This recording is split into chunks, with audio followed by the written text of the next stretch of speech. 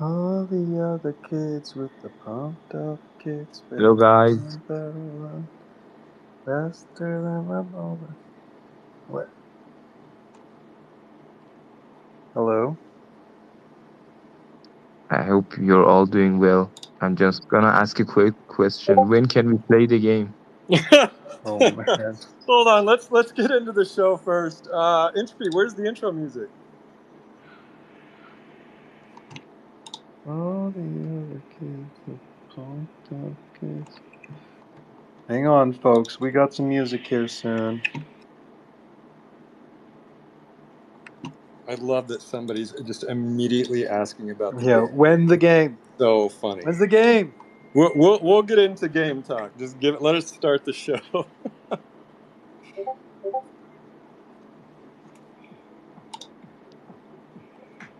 I don't think we're gonna get the intro music today.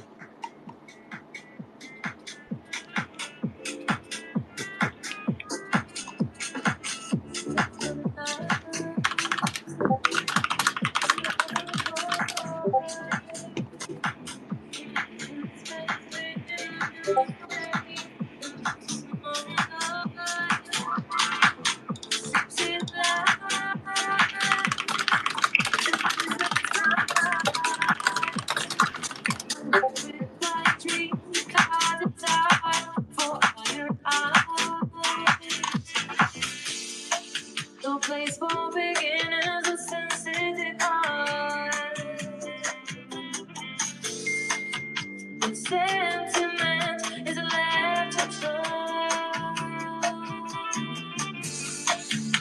No place to be any but somewhere to start. No need to ask, is a small opera.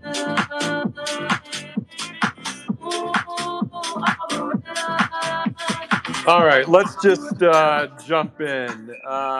Today is October 9th, 2024. Hey, It is, of spooky course, season. Wizard Wednesday. It's a good day to join a cult. Channeling in from the Quantum Downs, this is the Black Gold of the Wood, Elf J. Troll, and I've got some friends on stage with me. Hey, it's Dota, the orange fuzzy puppet, your best friend. We've got a lot of folks up here. Who else is going? Go ahead, Two Slash. Let's hear it. Tad's Tad, here. Tad's hanging hey, out. What's up, Two Slash? what's What's up? up? What's up, guys? Guys, when can we play the game? Oh man, we'll get there. We'll get there. We got we got an Nalgene up here today. The ever perceptive Nalgene. What's going on, man? What's up, Nalge? Yeah. Well, he's here but muted, I suppose. Yeah. The quantum shadow is striking everywhere today. There we go. And yeah, we have Nalgene, but we don't have Bear because Bear's in the hospital. What is it? Hemorrhoids? Something? I can't remember what it was. Oh boy. Oh. You're doing it like that? Bear doesn't have hemorrhoids. I'm kidding. I arm wrestled him last night Come and on I now. injured him badly. So Yeah. Poor guy. Poor guy. But yeah, we've got some fun things to talk about today. So We much. will be talking about the game. We will be talking about the true identity of Satoshi Nakamoto because we know who it is. And just a few other little things here and there. But yeah, I mean, since everybody's asking, Chase JP and Two Slash Run, and honestly, a lot of people in the Secret Tower are asking, any sort of updates on the Yeah. game? Of course, yeah. So, well, we're grinding hard on really all of the things that we're like need to fix to get it ready for live service, right? So, I had a call with Geldor today to kind of talk about some of the like economy stuff that we're working through, right? So, there's all sorts of things from kind of like correcting some of the mana yield in the game from last time. There's some new currency within the game that we're talking about introducing for like some other types of functions, and we'll have more to release on that. We are updating the white paper, and we should have a new version of the white paper out pretty soon. Let me try to look at my notes here. So, there's one of the important things about this game, right, is that like we're trying to make sure that the game is fun rather than farming, right? Like fun over farming is the idea here. That said, I think that there's a lot of like really interesting DeFi mechanics on helping manage game economies, and so we're looking at some of those. We're evaluating some of those. Um, we will. Another thing that a lot of people have like talked about bots, right? Like we talked about bots kind of internally. I don't really know that this is like believable or whatever, but my perspective is something like this, which is that like the meme of the bots being a problem was actually bigger than kind of the actual data for bots. So, for example, the like so really like when you look at kind of like how the economy went or maybe like the land prices, a big part of it was there was just, let's say, natural born players grinding super hard and there was a ton of users for the game. And so maybe we can talk about, well, the land emission rate should have been lower or whatever. Like we're going to change kind of all of really like the yields for the next version. And so we're just working out the numbers on that. But I think really it was more around kind of like land yield rather than like bot farming. But at the same time, I think when you do see maybe like when it's like so obvious when you see people like walk around in little clusters, people do get frustrated, right? So maybe like the meme of bots sort of like outlives even like the actual data behind them. So we're still doing some work there. Bisonic has a person who's an expert machine learning person who's working on some of the bot combatants there. So yeah, really just like all of these other pieces, right? Like how do we get better at comms? How do we get better about telling the cult like what the plan is? How do we make sure that we can like give people a vision for what the future is going to look like while still retaining kind of like flexibility in terms of dates, in terms of feature sets, in terms of like what we're going to release, right? Because there's a lot of pieces left still to build and you can't really like release it all at once. So yeah, we're working on the comms. We'll have some things to tell you. I think we are, well, I don't want to give dates, right? Here's what I can tell you is that like we are working towards another like build where everyone can come in and play, and like clearly we want that, right? We've been working on this game for 3 years. We just had a build. We're making changes. We're going to have another build, and then we're going to have live service. So hang tight for kind of like dates, but like it's really in this time. It's really actually just getting better in between now and then. 2slash, does that answer your questions? Yeah, definitely. Nice, guys. I'm really looking forward to it. But that brings out another question in me now. Will we have another wipe like the open beta? It TBD, right? So I think that there is a case where maybe we do like another intermediate build before live service. I'm not saying that there will or that there won't be, right? And if there is, then there is this open question like, do we hold to the wipes that we said were going to happen for the last build, or is this considered like a beta build where we let everybody, kind of keep what they had before? For sure, when we go to live service, there we will be wiping. Matt, do you have the list in front of you?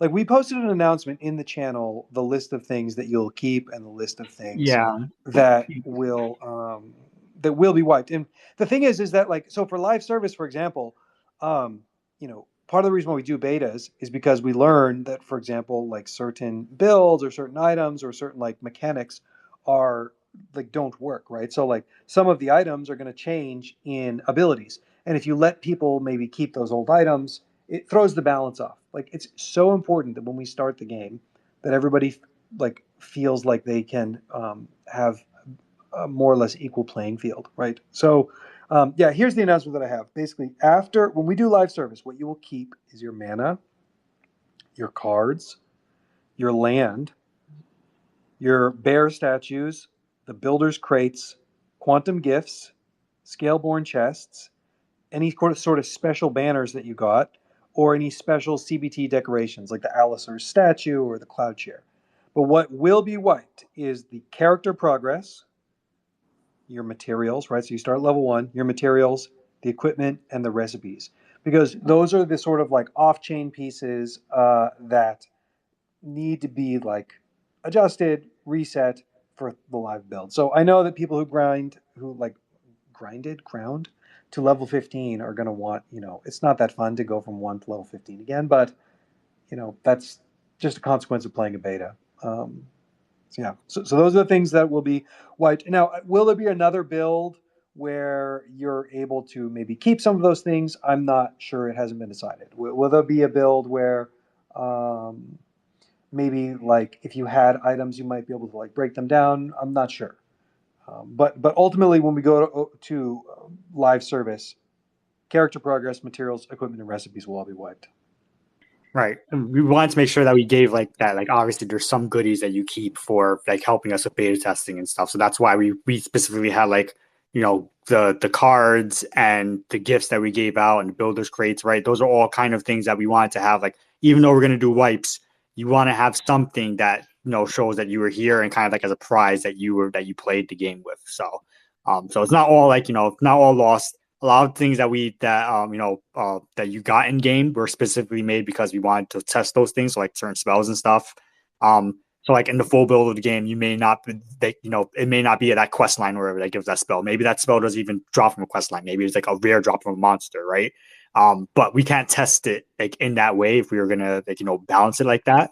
So for the beta builds, pretty much we want to make sure that most people get all the core spells and stuff, but that may not be the case the full game. So it's just all for balancing purposes, right? Like it's not meant to like punish anybody, and we wanted to make sure that we gave good, make sure that people left it, even though we do wipes, you left it feeling like you got something valuable in return. And I think that a lot of people are going to be happy about the gifts that they get from playing these builds. So. And I also feel like something to keep in mind when we talk about the game on Wizard Wednesday is like we are trying to do our best to share with you guys what the current thinking is, at the moment, right? And this is sort of like more intimate space, right? There's 60 people here. This is the best plan that we have right now because we want to make sure that you don't feel like in the dark. I think that you probably know, and anyone here who's tried to build something of this level of complexity knows that things change. Things 100% will change. We'll try to do our best about telling you when they change. But I think that part of kind of like being part of the beta, part of coming to Wizard Wednesday and just sort of like having a fireside chat means that like the things that we say aren't exactly set in stone, but this is our best prediction for right now. Dude, these are already a lot of information, and thank you guys. Thank you, Doda. Incredible. Great. Glad to hear it. Yeah, I'm thrilled to see so much interest in the game, and it's obviously a full MMORPG is a lot of work, but yeah, and some of the things that you can look forward to, right? And I'm not saying that these are not in order, or I'm not giving you like time frames on these things, right? But like things that need to happen are we're finishing the white paper and we're going to release it. Magic Machine has a new website redesign and we're going to release that. We are working on a new map browser, right? Forgotten Zillow. I got to say, hopefully this shows up in the Cult Content Chronicle, but Drondin put together a really cool map browser for the land. And we've got something like similar that will be integrated with Forgotten Market. We'll be talking about like various reveals, right? The quantum gifts, as you know, currently are just boxes. And so there's kind of like reveals and levels of reveals that can happen there. There are like properties even within the land that haven't been revealed yet that will eventually be revealed. There's plus those are just the things that I can talk about, right? So there's a whole, and that's just on the game side. On the on the NFT side too, we've got, well, we'll talk about it, some of the events coming up, but on the game side, there's like a whole list of maybe 20 things that we have planned for sort of new websites, new information about the mechanics, new reveals about the NFTs that are all sort of like lined up. So I know that maybe some folks have said the last 3 weeks have felt a bit quiet, and that'll change pretty soon. Yeah, I think you touched earlier on like the white paper being made. I'm actually in the middle of like writing it, and like we want to kind of like there's a lot of information that we feel like has been like outdated since like the old white paper, right? And also like a lot of questions that we've been monitoring and kind of like looking at what people are like hungering to kind of like learn about. And we feel like it's we want to answer all those, and we feel like the best way to do it would be like a nice release that kind of like brings everything in like a streamlined format. So like, the new white paper is going to have like, updated, like not only just updates from, the old white paper. So like kind of like adding like new mechanics that have been like added that, over time as we develop the game more, but also is going to be trying to like answer some of those questions that people have been like, that have been floating around. Like I'm trying to make sure to get some of that information to a higher level so that we can kind of like, structure the white paper in a way that it addresses a lot of like questions that are constantly popping up. Like I won't get into specifics of it. We'll be releasing it later, but just wanted to let everybody know like we're listening to feedback and we want to try to address them as best as we can. So Yeah, we made huge. I think we probably had 2 or 3 different teams like put together documents during the build, yep. and post build of just like, here are the things people are asking about, complaining about, confused about, and we're taking in all of that and, well, fixing it and explaining it better. Right. I think the approach was essentially like, there's a lot that we felt like we should cover, and so like we want to give it the respect that it deserves, kind of, right? Like a nice kind of like, here's like a release that kind of addresses all these questions you have, rather than just kind of like piecemeal tackle them. So I shared the Wizard Wednesday tweet up in a pinned tweet up top. So if you wouldn't mind, click on that tweet, give it a fave, give it a bookmark, give it a retweet. Every little fave counts. Let's bring people in and to Wizard Wednesday. I like your plug there, Dota.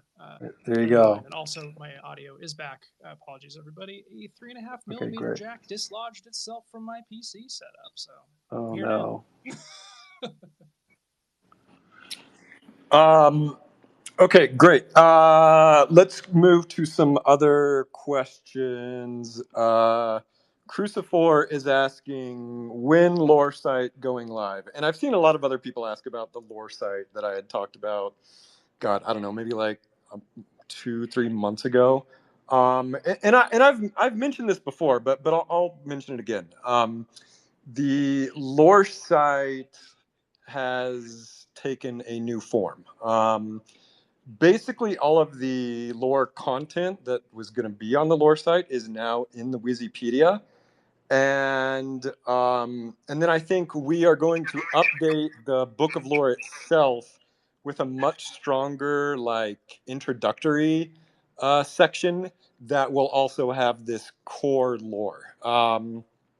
If you want to know like what was going to be on this lore site specifically, it's the Wikipedia page on Magic, the one on the Ouroboros, the technological singularity, and then there's going to be a few others on the Beast Gate, Wizards themselves, and another just like core lore components. But yeah, I mean, the problem was like, when you build a website, there's the content, and that's like 30% of it. And then there's like the design and the building and the UI and the UX and like all these other technical components that we've realized like, okay, we're building a new website for the main site. We're also updating the Book of Lore. This core lore website might feel redundant. Like it could be folded into other things that we already have. And so that's basically the status of it. My feeling is this idea of like dog fooding, right? That like we have to eat our own dog food of the tools that we provide for the community, right? So like if we get to a place where we're sitting down and Elf's like, I need to write about the magic system and I have no tools for that. That's a huge problem, right? Because that's saying like, well, what about the Book of Lore? Well, the Book of Lore doesn't work because it's oriented around character tokens. What about Wikipedia? Well, Wikipedia is like too hard to use and it's disorganized and it doesn't look good, right? And so it's like, okay, well then how do we expect the cult to write this kind of meta lore if we can't even do it ourselves, right? And so there's a few pieces here. So one would be Wikipedia itself. I think that like my biggest pain point maybe with Wikipedia is that it's a bit slow, and that's an infrastructure issue that we can fix. We're going to upgrade the service for Wikipedia. I'm a fan of MediaWiki. I think it's shown itself to be the kind of enough of a power tool for a community of our size. There are other wikis like like the fan wikis or whatever, but I think that like we're a power user, especially as we start integrating like the game things into the wiki. Like there's a lot of good pieces there. The downside about MediaWiki is that it's a little bit challenging to organize, right? It's like it's like a garden. You constantly got to weed eat it and reorganize it, and so you need kind of like a champion. And so, yeah, I mean, to that end, we've basically recruited Igdul to We help hired a us. champion. Yeah, we've hired a champion, Igdul, the incredible kind of writer who's been helping us with the Wizard Wednesday recaps, as well as like he's been sending us kind of just like almost like a newsletter of like Forgotten Runes tweets every morning, and so we love that. Has been helpful, but at the same time, it's like there's so much to be done on Wikipedia. We've kind of put him on that and had a call with him yesterday, and that was really, really, really nice. I think this is the first time I'd ever talked to him via voice. Yeah. So we hired Igdul to be full time on the Wikipedia. He's going to check in Well, with me not every full time, but all of Well, the time that we have him for. Yeah. But yeah, he's going to check in with me every Thursday. The first big tasks I've put him on is just like hunting out pages that have double entries, making sure places on the map all have entries, just cleaning up grammar and stuff. Like the first pass is just kind of just a big sort of cleanup and reorg.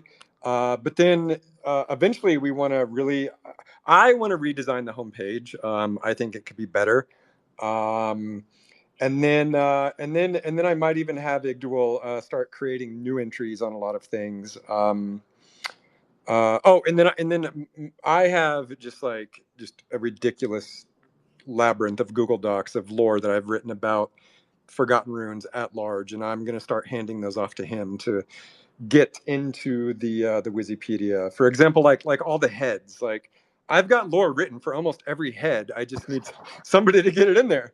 So yeah, I mean, yeah, I think the Wikipedia work that Igdul is going to do is really going to be helpful.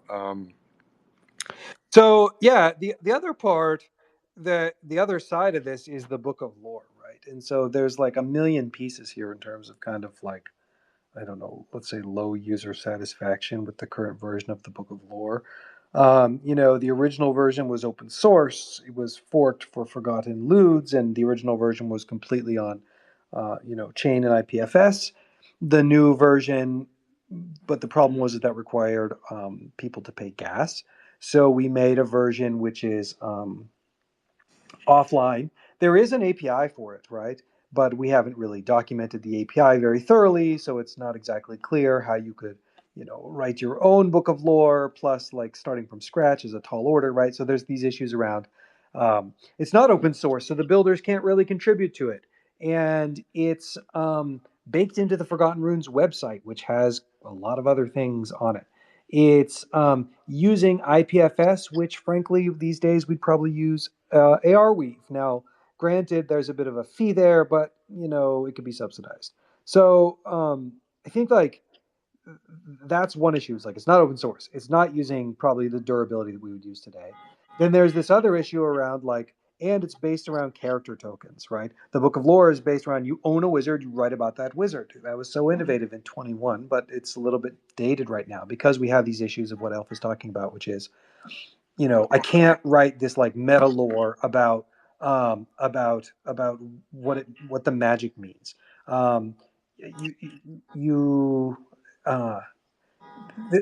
Sorry, there's so much honking in the background. There's sorry. you can't write about a location, right? So we have this map, and like you should be able to like write about the map. Everyone should be able to write about the map, and then have some sort of like quality controls there. You should be able to write lore about items. You should be able also when you go even focus back on the characters. What we have is almost like a markdown editor blog post. We should try to get an editor that feels more like Google Docs, so you don't have to learn Markdown. We should implement the ability to. We have AI now. We didn't have AI actually when we started the Book of Lore in 21. Stable Diffusion wasn't even a thing, and so now there should be some sort of deeper integration to kind of like collecting the AI art that gets generated, being able to maybe generate AI art either in the Book of Lore or adjacent to it.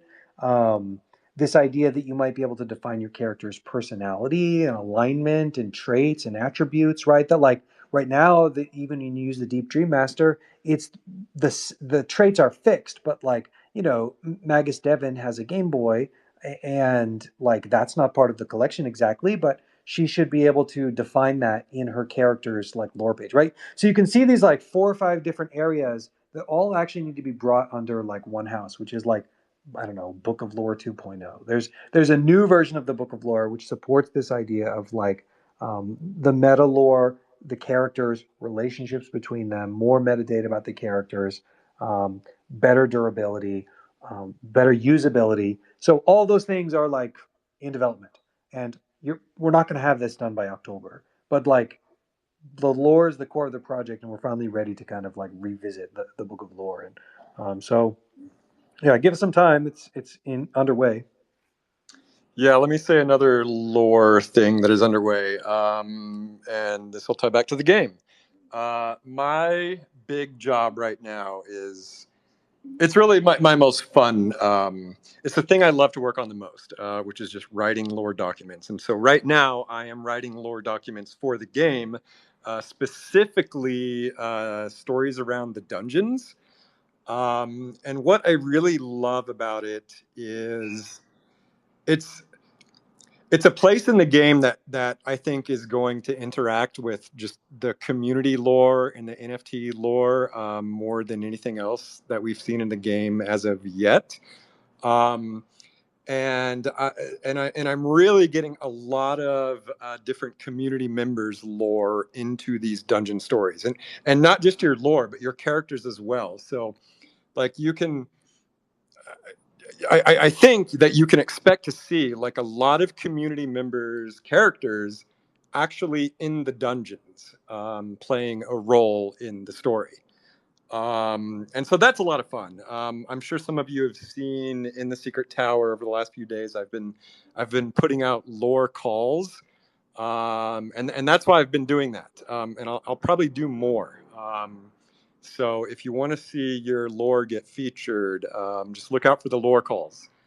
Yeah, I would even. I also feel like in the early, I don't know, let's say revisions of the game or like conceptions of the game, there was this kind of idea that was like, um, what if we use someone's character in the game and then they meet themselves in the game? And it was like, oh no, like that would be so weird to meet yourself. And it's like, actually, no, that's wrong. Like, that means that there's one person out of 10,000. Actually, it means there's one person out of 100,000 who, if they go to that quest, they might see themselves, right? And it's like, actually, if you wrote a story about your character's lore and then you play the game and then you meet your character enacting that lore, that's amazing. You're going to be happy about that.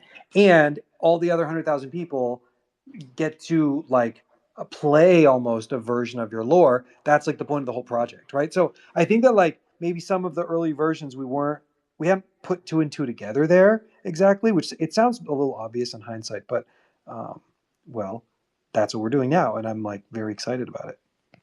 Yeah, I've got a few things to say about that actually. Please. For one, video games are expected to sort of break these bounds of logic at certain times. Like, I don't know, for example, like the video game Street Fighter. Like, you can play as Chun-Li and you can fight against Chun-Li, and nobody who's playing the game is like, Yeah. "Wait, this takes me out of the fantasy. I don't like this." It's totally accepted. Yeah. There are tons of examples of this just in games all across the gamosphere. Secondly, if I could get a little meta for a second, one of the sort of philosophical components of this entire project is this idea of dualism.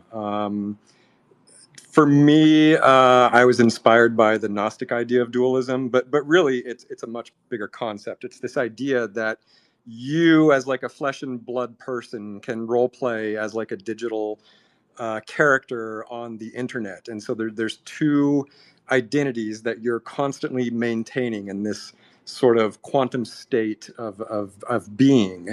The phrase "I am my wizard and my wizard is me" speaks to this. And so, you could imagine in such a scenario that you would be playing a game as your character, and then you would see your character in another context, and there's like some meta lore to actually explain that.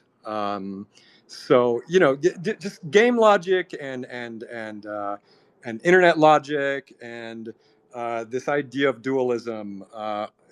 They can all be invoked to sort of explain this idea. But anyway, yeah. So yeah, you might see your character in a dungeon as you play as your character. Just accept it.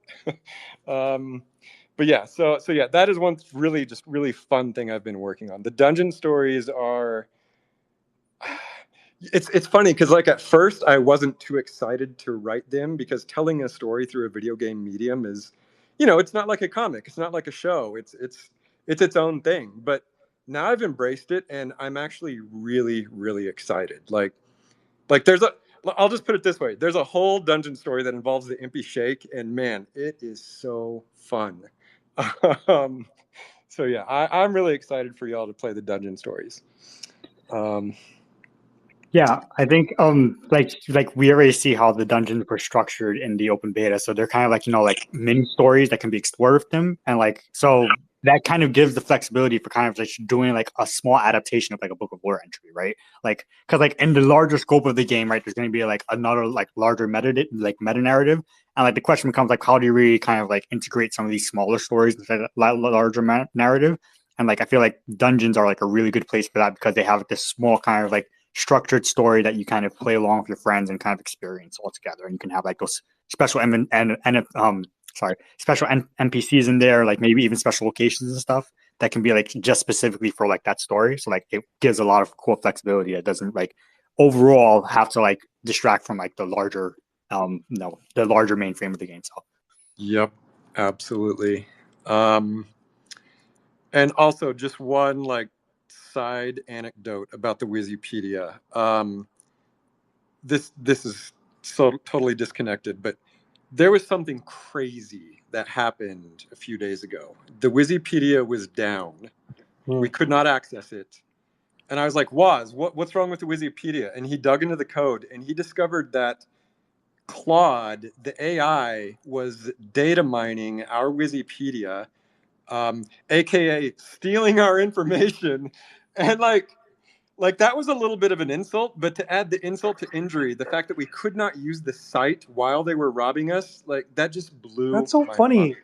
I don't think I had an opposite reaction. I was like, this is amazing. We're training the AI with like our book of lore and Wikipedia. Like now you're going to be able to ask Claude directly questions about Wikipedia, and Forgotten Ruins is going to know it. Like, do you know how like cool I felt when I asked? Like you can go to ChatGPT and be like, what do you know about Dota NL from Forgotten Ruins? And it knows. You don't even have to use the Lorcle. That is cool. Yes. The fact that you could ask ChatGPT or Claude about us. What's not cool is number one, they took it without permission. Number two, they're probably making money on our data. And number three, now that they have it without asking, there is no telling what they will do with it or monetize with it. Or I don't want to make Bear Snake bored and have this debate again. No, I don't want to have the debate either. I'm just saying, like, I'm not as optimistic about it as you are. I mean, it's undeniable that they did take it without permission, and now they can do whatever they want with it. So who knows where that'll lead? Maybe it'll lead nowhere. But that just seems like an insult. Plus, the fact that we could not use the site while they were mining. That was annoying. That's annoying. Elf will no longer be using Midjourney to help concept artwork because it violates. Oh no, I'll still use all these AI apps. I just think that the regulation around them and about how they gather data really needs to be addressed. I feel like if there's any consultation to this Elf, if Claude decides to use our data for whatever reason, I think that we've made significant progress in making ourselves known that they would want to be like, yeah, let's just use Forgotten Ruins data front and center on our page. I feel this way whenever I have to like wait for a train. We have a lot more trains in Texas than we had in California. And where it's like, I'm on my way to wherever I'm going, and I have to sit there and wait for like 20 minutes for this like massive train. And it's like incredibly frustrating because it's like, I'm paying for my time for the train company to like use this space. And like, they make money on it and I don't, you know. But I guess that I sort of feel that something like, yeah, but society as a whole benefits. So I'm airing off. I'm airing Okay. off.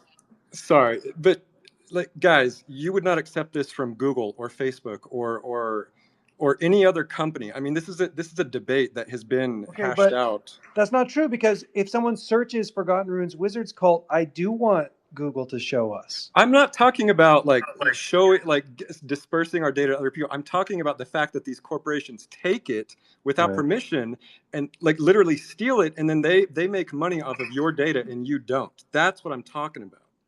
Yeah. Okay, glad we agree. All right. We have a Halloween event coming up.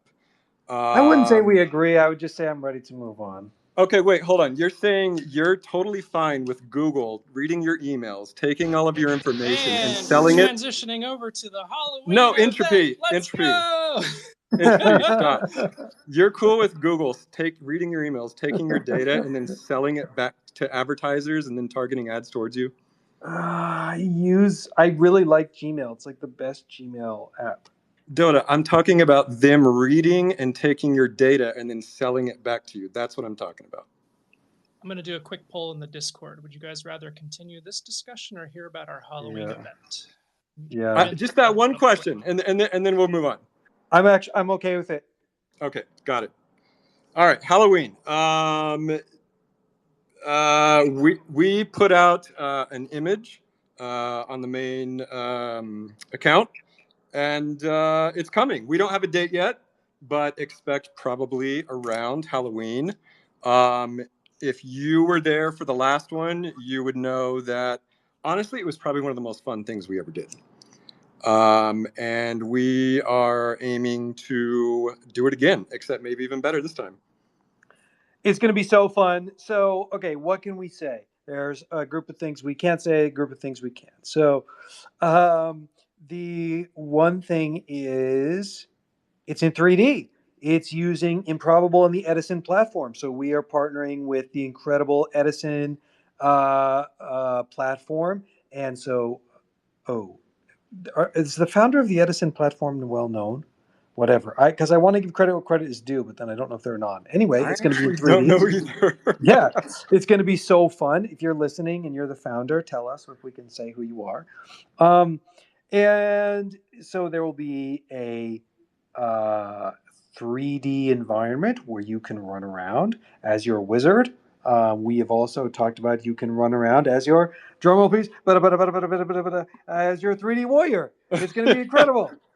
Man, I can't even believe how like how proud I am of the 3D team for the degree of like work that it took to implement 16,000 warrior models. Are you freaking kidding me? So like I really don't think that there's any other project that has 3D models to the degree that we do. They already didn't when we had wizards, and now with warriors on top of it, they look amazing. Am I allowed to tease out a video of a 3D warrior? Like, to what degree have we gone to Twitter about this? And Entropy, Elf, do I have to wait? I was going to drop a leak of a still in chat. I might prefer to leave some of the video stuff for other things. So we've got some really so cool models. I can't even believe it. The warrior models look so good. And hey, Dr. Mellon. Oh boy, here we Hello. go. Ancient One. Hi, Winston. Hi, Winston. So, I heard you are a gathering of fellow wizards, the mastery of the mystic arts.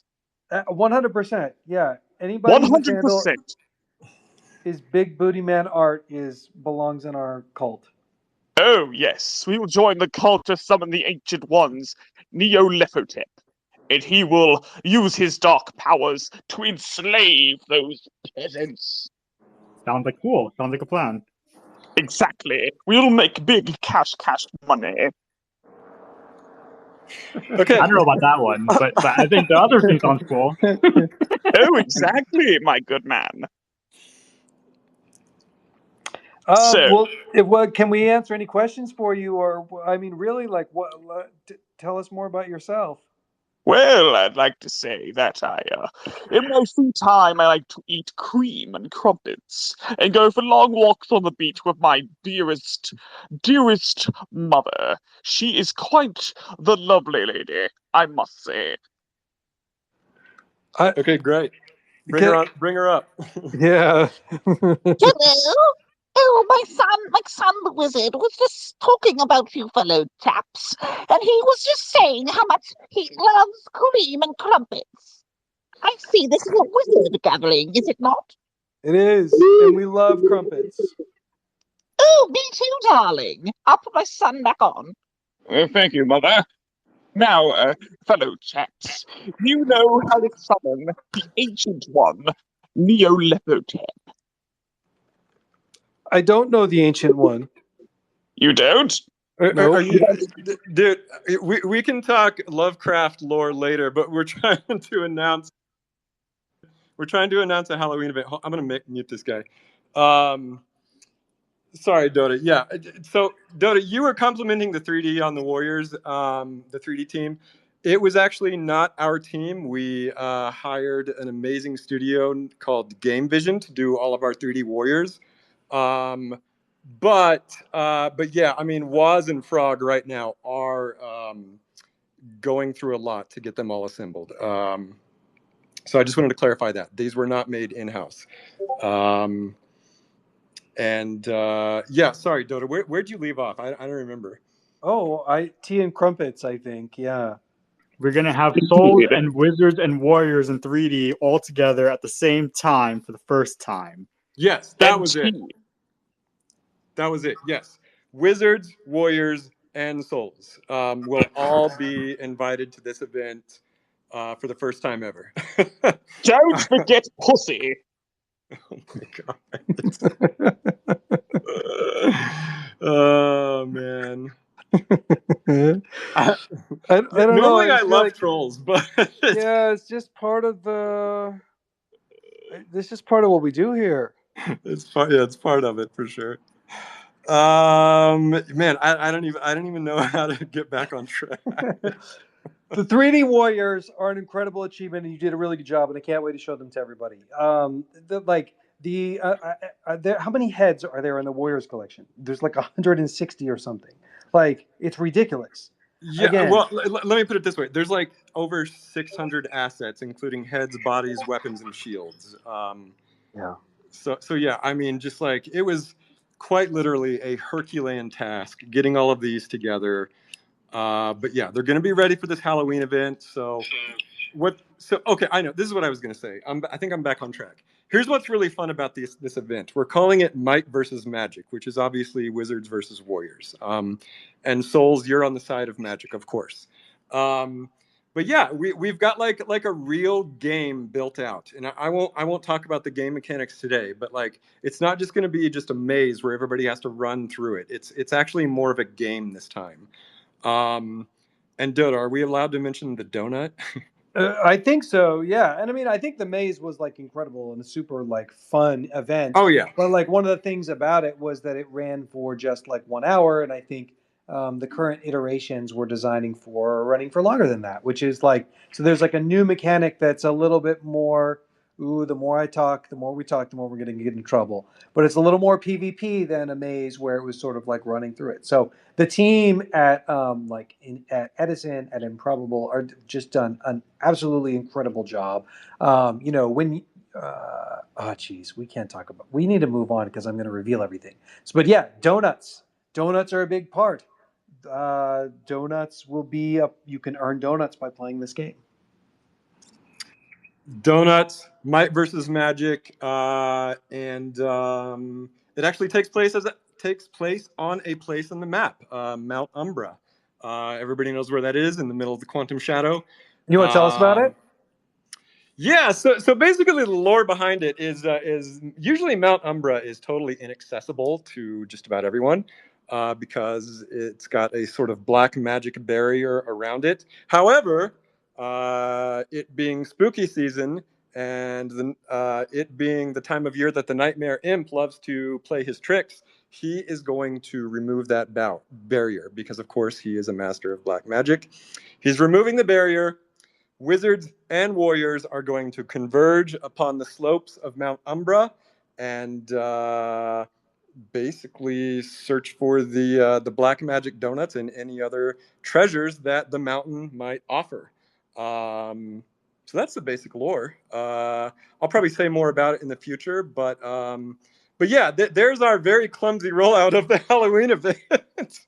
Hey. I want to give a special shout out to Igdul, who had no inside information to solve this, but I did post a silly little puzzle of on the Twitter. I think it was last week, and Igdul was the only person to solve it correctly in the comments. Black magic donuts. Oh, nice. That's why we Black hired him for the magic Wikipedia. Donuts.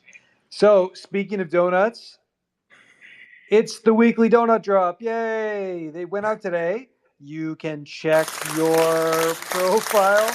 I know we need to get like a slick soundboard. We need more. We need more sounds. Yeah. Did they go out last week? But the leaderboard is updated. Man, M4T has crossed 7 million donuts. That's incredible. And well, check your weekly drop and share it. Share it. Let your friends know that the donuts are dropping. Were they dropped last week? I forgot to. I forgot if they were dropped exactly. Oh, okay, cool. Yeah, and that's my mistake. That if you can't remember, because we should have talked about it on Wizard Wednesday. They drop every Wednesday. Every Wednesday before Wizard Wednesday. So yeah, we've got a couple new donut millionaires who kind of crept up on the leaderboard. We also do have a couple of people that are gaming the slice of bread friend. Now that I say that, I'm looking at it, I'm like, oh geez. We'll clean it up. Clean it up. So yeah, check your donut drop. Let's see them. Let's see them. Okay, and then finally, the topic that is probably most important to this particular episode. Dota, I heard that you completely agree Peter Todd is Satoshi. Oh, geez. When I saw that last night, I was so mad. I was so upset because I have been following that. I have been following the poly market for this for ages, and I don't know why I thought that HBO would have any insight whatsoever. But I at least thought it would be like not embarrassing, right? Like the idea that Peter Todd is Satoshi is the dumbest thing I've ever heard. Like they clearly were not involved in early Bitcoin. I didn't watch the documentary, but I guess they like met and talked with Peter Todd, which he of course says he isn't because he isn't. He doesn't write like Satoshi. He doesn't speak like Satoshi. He like. I feel like even if they had said like they'd come out and they'd said, Craig Wright is really Satoshi, fine. Like you're wrong, but like at least there's something there that's like I could see how you could be tricked by that. You did your due diligence, but to say that it's Peter Todd is like you're gonna say it's Peter Todd and Nick Szabo. You're gonna say it's Peter Todd and not Hal Finney. Like give me a break. I was so mad. You guys, I don't even. You don't even know how upset Dota was in the Discord. He was typing in all caps. He was like I could hear him losing his shit through the computer screen. And like I don't necessarily disagree with you, Dota, but it's so funny how like this was the thing that set you off. Yeah. It's like announcing that like Dwight Schrute like actually works for the CIA or something. It's like no. Okay, Dota. Do you have a theory on who do you think is like the best candidate to be Satoshi? It's probably Hal Finney and like Nick Szabo. Like that they would be kind of my top. Like I don't think that it would be Nick Szabo alone. Like I think that it's like Hal Finney and probably Nick Szabo together. And top line points for like why you think it might be them. Well, like they've done like writing analysis or whatever that like matches pretty closely with Hal. Like Hal unfortunately died like around the same time. Nick Szabo also shares quite a lot of the like like ideological bent, right? Like, you know, even some of like I even had to unfollow him on Twitter a few years ago just because it was just like too much of like, let's say, I don't know, I'll say partisanship or something. Like it's and like I actually think that a lot of people still don't realize that Bitcoin was created in response to like the 2008 like financial crash, like the like the quantitative easing, like not like the .com crash, but like the post like quantitative easing crash, and that it was like a recognizing of a debasement of the U.S. dollar by like the federal government essentially, right? And so like Nick Szabo has written a lot of very deep, very interesting, very philosophical writings on the nature of money. Like you should dig up his blog and read his posts, right? They're still so good. And so yeah, that's right. That's where I would lay. So I actually agree with you, especially on Hal Finney. I feel like the Occam's razor answer to this is Hal Finney. But let me present my second guess, Sure. and that is the CIA. Um, Yeah, and I'm not like a big conspiracy person, but let me just I lay am. down some like points of interest for this idea. As you just said, like the Bitcoin was created as a response to the financial crisis of 2008, specifically dollar debasement. The U.S. government clearly has a stake in this game. I mean, the dollar reserve currency is probably the greatest weapon that the U.S. government has to Yeah. maintain global order. And so, you know, what is the solution to dollar debasement? Well, maybe Bitcoin is. Okay, so that's number one. Number two, the CIA and the NSA are like the worldwide preeminent experts on cryptography.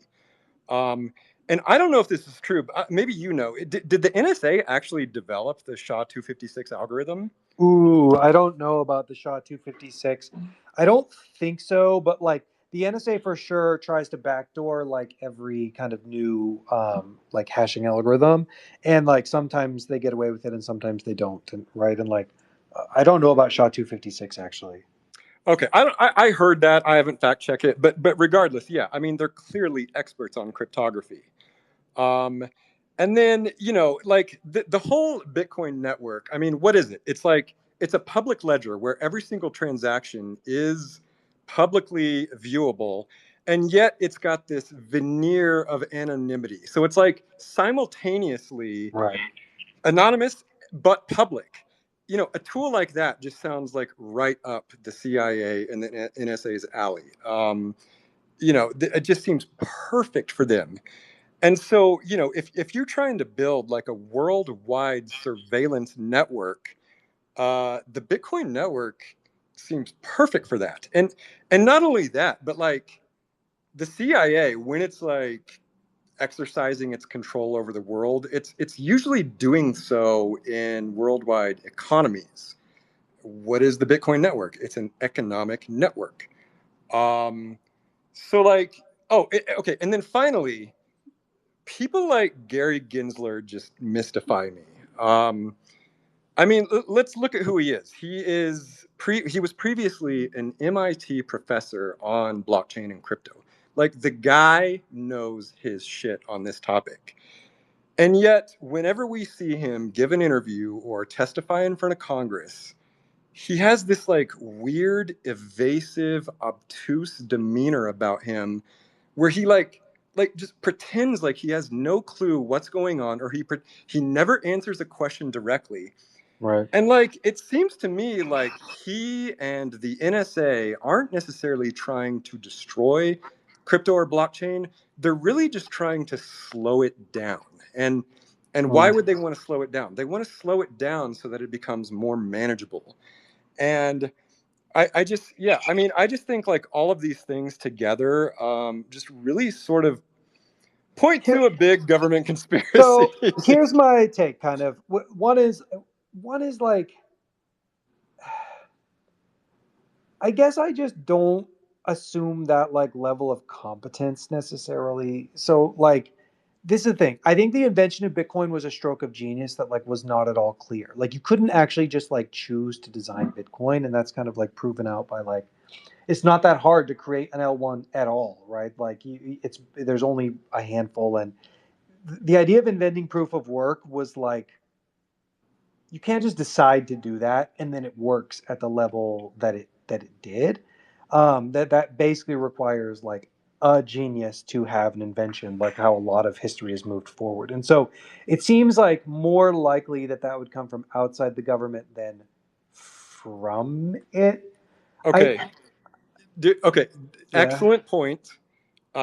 Never count on the government to execute a plan perfectly. I would agree, but what I would counter with is my guess. Okay, if it was like a CIA creation or NSA, Sure. is that it was really just an experiment. They didn't totally expect it to work like this, and now it's just sort of taken off and it like has a life of its own.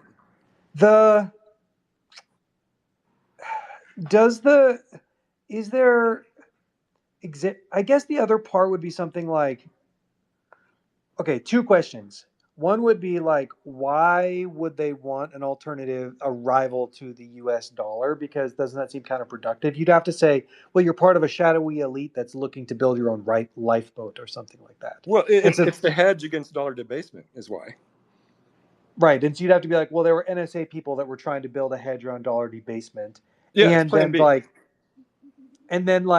and then they kept all the Bitcoin and they haven't spent it because it hasn't been debased enough or something, that like they see all the guys in that office secretly mine their own Bitcoin so that way they would be rich later on or something. Well, and then the other part, like, okay, was there CIA involvement in like the Silk Road, right? Because then you'd also want to be like, oh, we invented this thing, like let's try to get criminals to use it. Let's invent Silk Road, and like I don't, and then you'd have to be like, well, like Ross was the fall guy or something, right? Like. Is there evidence for that? I don't know. Okay, so this is so much fun, actually. So my response to both of those would be Silk Road. It's like I said, like they created it as an experiment. It took off, gained a life of its own, and then all these like wild characters like Ross Ulbricht started building things with it. So I mean that would be my explanation for that. What was the first point you said? That why would you build a competitor to the dollar? Yeah, it's like who was in on it, right? Like so. Oh, and what about the wallet that has 1 million BTC, right? Like, wouldn't everyone in the office would just mine a bunch because they're like, hey guys, we're gonna get so like pre-mining the shitcoin or whatever. I mean, okay, again, just a guess, but my guess is like that wallet is like institutionally controlled, and so it's it's not. We're not talking about like 3 guys who could just suddenly get rich. It's like it's institutionalized. There's like bureaucracy in the way of that wallet. That'd be my theory. Yeah, maybe. I don't know. I'm not. Maybe you can't know for sure. So I think it's valid. It's totally valid. Here's my biggest point against it. Like, as far as we know, there's no like major U.S. mining operations.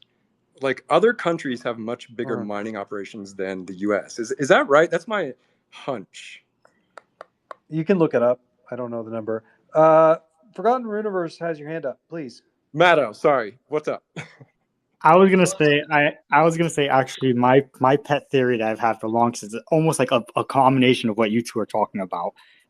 My pet theory is it was from the CIA, but it wasn't the CIA itself, more like a rogue member within the CIA who was very pissed off at what was going on, right? And they had this kind of insider information. They had like this advanced cryptography that the CIA was already working on. And they just decided to just leak it. And that also kind of explains like why from the very beginning they were like super crypto about like hiding who they are, because like the big trouble, like somebody leaked from the CIA, right? And like the CIA isn't gonna like come out public and say, hey, somebody leaked out this like secret this cryptography that we had like hidden, right? So they kind of like kept it hush hush. And maybe not to be too morbid, but they kind of like done him in, and so we haven't heard from Satoshi Nakamoto because the CIA found him and he kind of like quietly took care of him. But hey, that's my pet theory on it. So interesting. So I think, as promised, we revealed the identity of Satoshi. It was the CIA who hired and then offed Hal Finney. Dorian Nakamoto. Dorian Nakamoto. I'm looking at the Bitcoin mining map. And you know what? There's actually a good number of servers in the U.S., which is good. I want Okay. all of the Bitcoins to be made in America. Awesome. Yep. I was gonna also mention earlier, Dota. It's like if it makes you feel any better, when they did interview Todd on the HBO, he actually had like the same reaction to. He just like laughed uncontrollably, and he said he was like, "This is hilarious! Like you guys, I'm glad that you guys are doing this because like it just shows how silly this whole thing is, and like everybody in the Bitcoin community when they see this, they're just gonna laugh at you. Like he just straight up said that in an Funny. interview. Like it's so ridiculous, they're just gonna get laughed at, and they still Yeah. went with it. They still went with it. That's crazy. Yeah. Yep. Okay, we're almost out of time, but I love this conversation. I hope we didn't bore anyone. It's just such a fun topic. Bear's not here. And Bear's not here, so we can talk whatever we want about whatever we want to about about whatever we want to. Plus, it's the lore is tied into the Shadow Hat, so I mean, this is not like totally foreign to Forgotten Runes. Yep. Wild Mage and Justice, both of your hands are up. Sorry. What do you guys have any insight into Satoshi's identity? Oh, it's definitely the CIA. All right. I mean, imagine the coming like American economic renaissance whenever it finally gets revealed.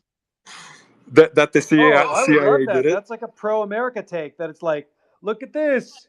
It's part of the U.S. Treasury. Yeah, I mean, it really would be like that if all of a sudden they're like, bam, it's us, guys, check it. I don't know that I would actually be that happy about that, frankly, because then people would be like, well, give me some. And then they would sell it.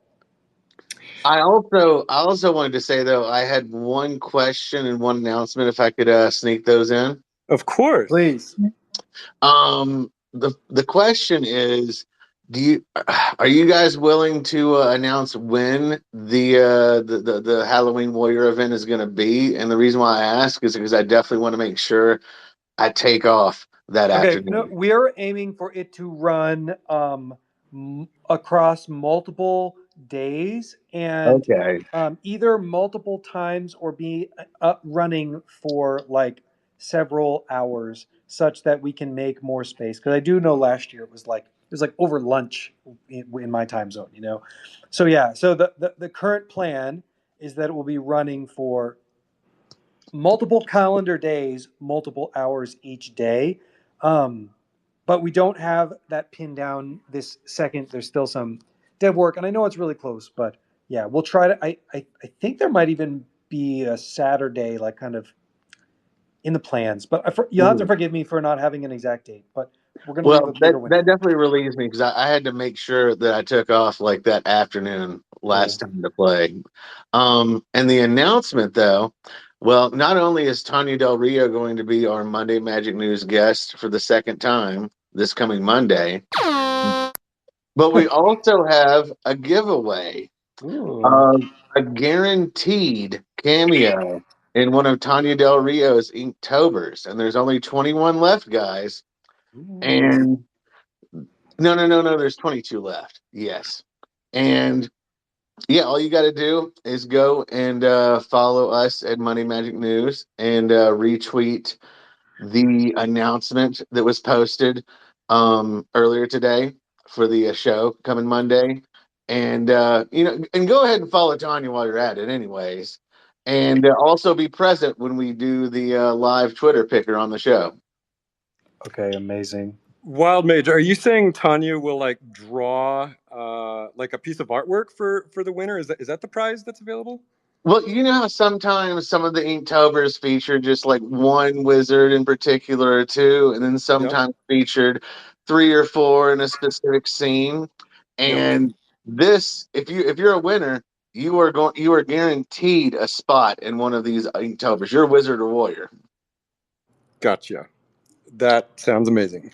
So, especially for the especially for a lot of the new Ronin community wizard and warrior holders that haven't, I guess been around as much, would not necessarily be as prominent in the community, but still be a great opportunity. That's so cool, man. Okay, amazing. What time is tell everybody what time is Magic Monday News? Oh, Magic Monday News is every Monday at 8:30 p.m. Eastern Standard Time. Okay, amazing. Fantastic. Okay, well, speaking of Tanya Del Rio, we have the Cult Content Chronicle compiled by The illustrious Tanya Del Rio. every damn week. Every damn week. I waited too long. I thought it was just a big Okay, thing. you know, I'll let you do your thing and kind of give everybody's feedback because I know that artists want to hear from the artist. But I just have to say, there are 27 pieces in this week's Cult Content Chronicle, which is actually half of what it's been most weeks. It's been close to 50. There are 27 pieces, and the level of quality of content is blowing my mind. Like no shade whatsoever to kind of like the art that was being produced in like let's say the early days, quote unquote, of Forgotten Runes. But like the production quality of this art is so good. And it's not all just like AI art either, right? These are like hand-drawn productions made with care. I can't even believe how good they are. So with that premise, go ahead, take it away, Elf. Dota, I love that you said that, and I totally agree. This particular issue is hot. So yeah, let's jump in. Number one, I mean, right off the bat, just a banger by Marco Fine. Of I think it's of Bear Snake's Wizard, but it's like Bear Snake as a child because he's beardless, and it's just such an awesome freaking image. There's like so much going on. Like it might be one of the best pieces of Bear Snake art I've seen in forever, maybe ever. It's just killer. It's just killer. Nice job, Mark Fine. And then just right up on Marco Fine's heels, David Azel 7 Codenino commissioned David Azel, I think from the Ronin community, to make this beautiful piece of his soul. And then Cruciforce shared a commission from Tuna Seti V of his Pyromancer. Just another beautiful piece. And then Bill Gaines shared a really nice piece of Salty Sloan, created by Claven XS Art, with funding from the DAO. And then there's another post from the Forgotten Council DAO of just a bunch of commissions that were funded by the DAO. Castamere, one of the preeminent waifu artists of the cult, is working on a beautiful piece of the Seven-Tailed Kitsune. Gillian Art. Man, Gillian has such a fun, I guess, format, I would say. Gillian is known for doing these like really fun, God, what do you call them? Like these images of a character walking across a landscape on this like treadmill effect. Yep. Yeah, he had some NFTs, or they had some NFTs, a couple of years ago, and I minted them. They're just incredible. They're so cool. And I love that Gillian does so many Forgotten Runes pieces of art in this style. So yeah, that was awesome. The DAO, of course, funded this community dungeon crawler, Unchained Game. We've mentioned it before on Wizard Wednesday, and it's coming right along. What's the connection with the Treasure DAO and the Unchained Game? Does anyone know? Yeah, someone come up and tell us about it. I also don't know like the timeline or the URL or like what it is, right? What I see is like, I know that it's people in the Forgotten Runes community.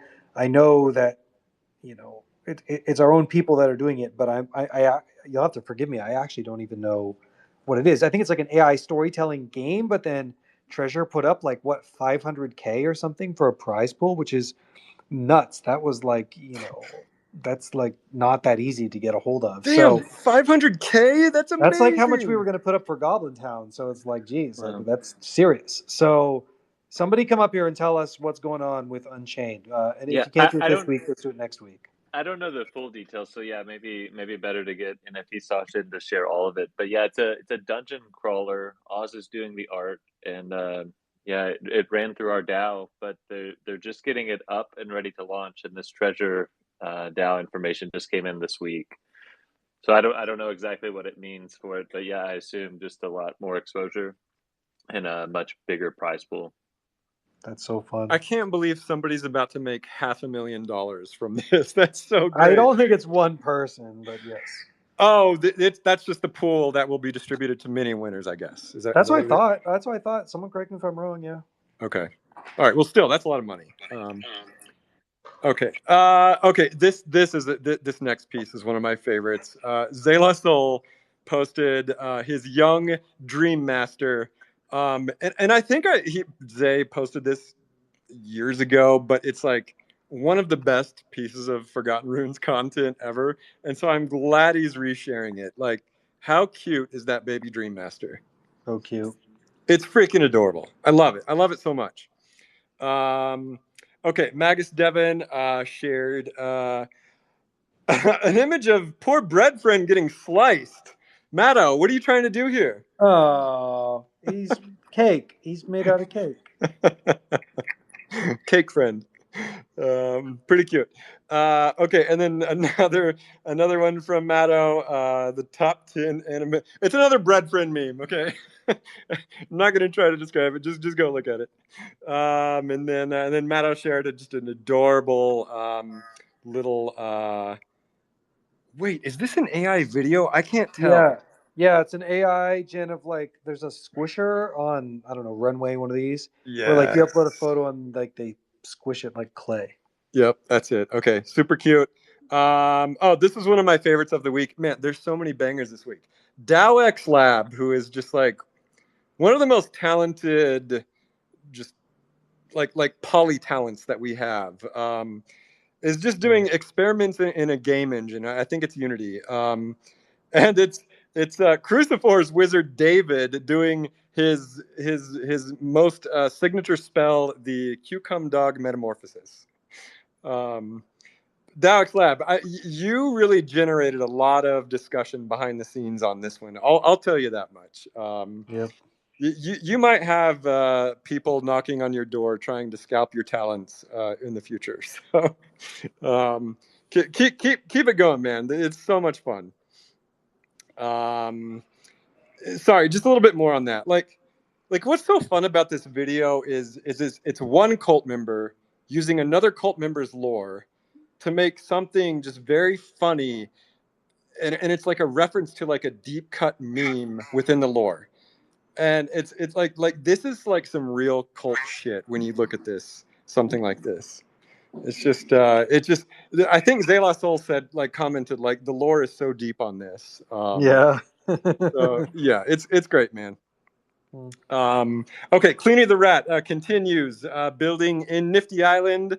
Clooney basically made a character just made out of the Forgotten Runes dice. That's fun. Yeah, super fun. Virgilius the Sorcerer continues making lore, this time about his robot warrior. Magus Wazir, our very own Dream Master, made a fun, basically fact-checking image. Honestly, this image is so funny. It's so banal, but it cracks me up. I don't know what it is about it, but I just think it's so funny. Like Waz has been using this in our Discord to like fact check us, and it's just so funny every time he uses it. Right. Igdual, our new Wikipedia editor, shared just a fun meme, I guess. I don't know how to describe this. Collage, maybe? Yeah. Yeah. But go have a look at it. And then Meeple Dad is, of course, hard at work on all the juicy items that will be featured in Treasure Trove 2.0. And so we shared a sneak peek of one of the cards. And then, of course, shared a sneak peek of some of the map cards. Fun. He shared a Bugbear Moonshine card. And then Jason DeSante continues with the Daily Dancing Wizzy Vizzy Viddies, number 73. Meeple Dad continues with the Riddles in the Dark. Tanya Del Rio has been on an Inktober binge. This latest one features the guys from Magic Monday News, Wild Mage and Hen Boyd. And the fun little detail of the little Nas in the background is super fun. I And then can't wait for the coloring book. Oh man. yes, super fun. And then of course Magic Monday News. Second Gulf War was their guest last week, and then of course Tanya will be the guest next week. Bill Gaines shared a commission of the salt kelpie. Breathtaking. When I saw it, I was like, literally took my breath. I was like, oh, this is majestic. It's so good.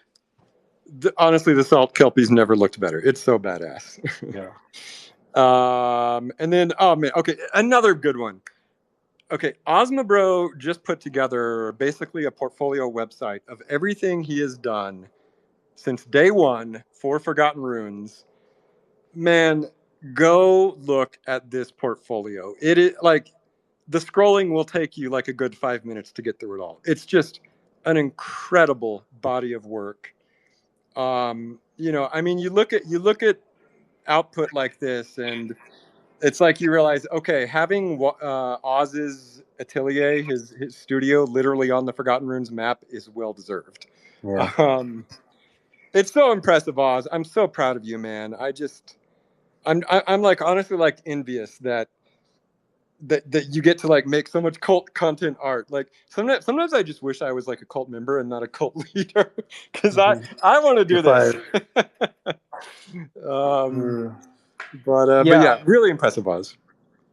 Did we already talk about the Salty Sloan piece by Clavin too? So I guess Clavin did that salt kelpie, and then he also did a Salty Sloan painting. I think. Yeah, I mentioned it, but did you want to say something else? Oh no, well I just was noticing. I was making the connection that he did both pieces, and man, it's just so good, so good. Yeah, Clavin, I think is like a new artist. I mean, I haven't seen him before. He's from Kind Guild, so I think he's like new Ronin person. Man, So, the team up with Ronin has just been straight up magic. Incredible. Yeah. Okay, and then finally, Drondin has made actually something really cool. Dota, you were talking about this earlier today. You want to say anything about it? Yeah, it's really amazing. So yeah, Drondin did a WizB&B, which takes the lat long that we published in the API data for the plots and puts them on a map over some of the like kind of leaked maps that we have. So it looks really good. So it's a great way that you can kind of find plots. You know, I feel a little bad insofar as we are also working on something similar that's baked into Forgotten Market. But you know what? What he was able to do was able to ship faster than us. It's still probably going to be a couple weeks before we have ours out anyway. So yeah, it looks amazing. Try it out. It's like really, really incredible work that he was able to do faster than us. So check it out. Love it. Yeah, it's, you know, it's just amazing how much the cult builds. It really is. I mean, it really is just all the creation. I really don't think any other NFT community has a community that builds as much as ours. Yeah, and I'll tell you what, one of the things that I'm like thinking a lot about, I'll talk more about, I'm putting together a light paper, is this idea around how can you track the provenance of like individual creative contributions, so then that way when it comes time to make pieces that like earn money that you can kind of pay appropriately, right? So we're working on some systems that will take that to the next level. Like, of course, what we've done now is like a human reads the book of lore, and a human makes a spreadsheet, and then a human like writes the story, and then we like just kind of sort of categorize it, right? Major, minor, whatever.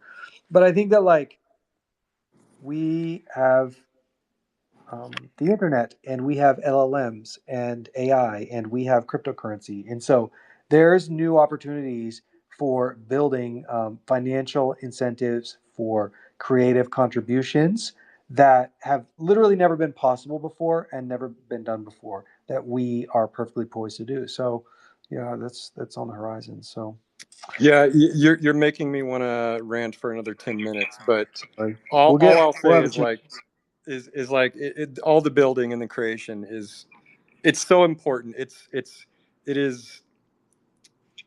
everything.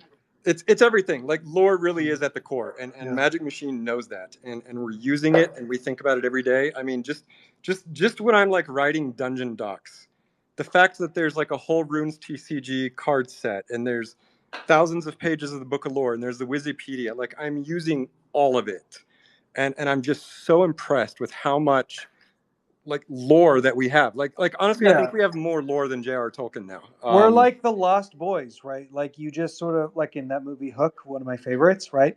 Where you like sit around the table and then to like a non-believer, it looks like they're just like eating air. And then like when you kind of like your eyes, the scales fall off of your eyes, you realize that like we're throwing real pudding at each other and we're perfectly full, right? And like you kind of like will it into existence, and that's like totally happening before our eyes. Killer analogy, bro. Hook is an awesome movie. Well, this Halloween will be our 4th annual Halloween event. 4th. To show me another NFT project that has had a 4th annual event. Damn right. Yeah. So clear your calendars for the week of Halloween because we haven't given you a date yet. So tell your bosses you have to wait and see till our schedule clears up. So yeah, it's gonna be fun. It's gonna be so fun. Okay, Entropy, do you have your audio jacks all plugged in and your computer functioning? And we sure hope so. Let's try.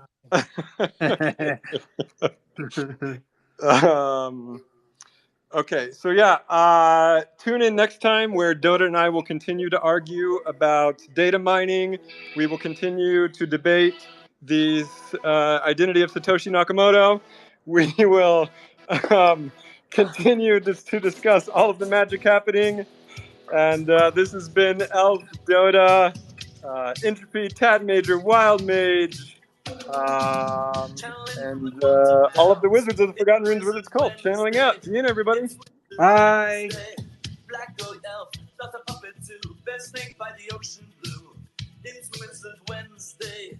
It's Wizard Wednesday. Kobolds and Dream Master Sword. Putting their root on the door. It's Wizard Wednesday. Forevermore. Wizard Wednesday. Lore at the core. We are a cult with a world of our own, never forgotten or magic is known. It's Wizard Wednesday, it's Wizard Wednesday. Let's read from the Book of Lore, legendary wizards at the core. Don't get lost in the quantum shadow, abracadabra is our magical manifesto. Wednesday. Wednesday. Eat a donut, set your soul on fire. The sacred flame on a funeral pyre. The seventh gate with golden locks. The nightmare imp with a treat box. It's Wizard Wednesday. It's Wizard Wednesday.